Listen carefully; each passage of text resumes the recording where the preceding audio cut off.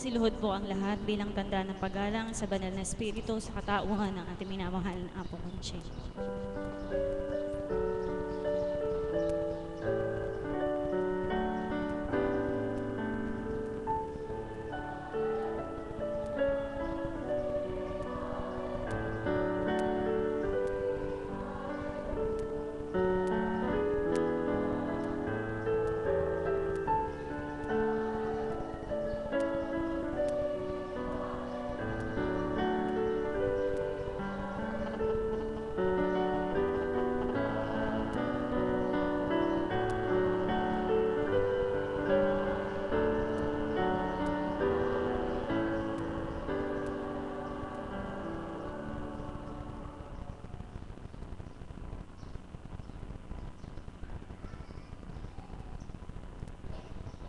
Sumainyo ang kapayapaan, kay buti ng Ama, kay dakila niya.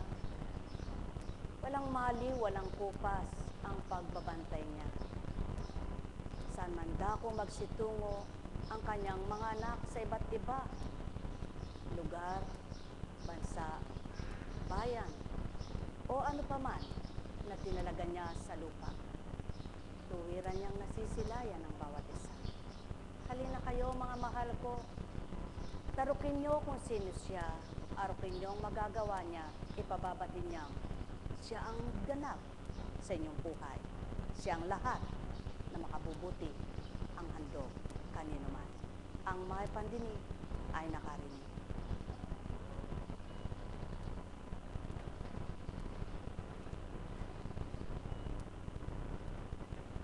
Kay buti ng Ama, kay dakila niya.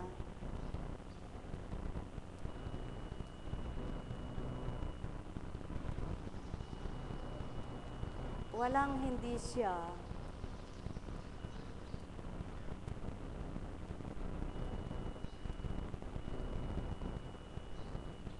gagawin kung marapat ibigay, marapat kamtin ng kanyang mga anak. Kung susuriin ng tao at tunay na makikita nila ang katotohanan, sino ba ang nagbabalangkas sa loob ng sinapupunan ng kanyang ina? Sino ang bumubuo sa dugo at similyang tinatawag? Ang tao ba o siya mismo?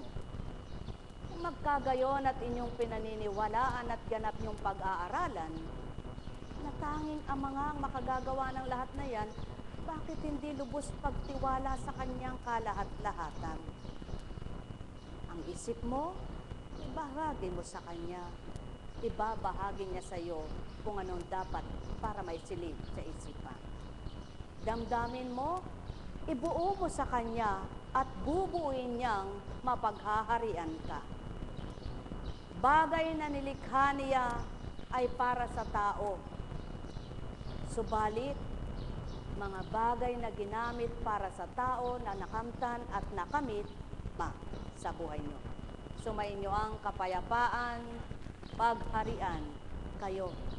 Nagkaramanayahanang, nagkaramanayahanang, nagkaramanayahanang. Ang wika nga, kung hindi maghuhukay, hindi makukuhang ginto. Kung hindi sisisid sa karagatang malalim,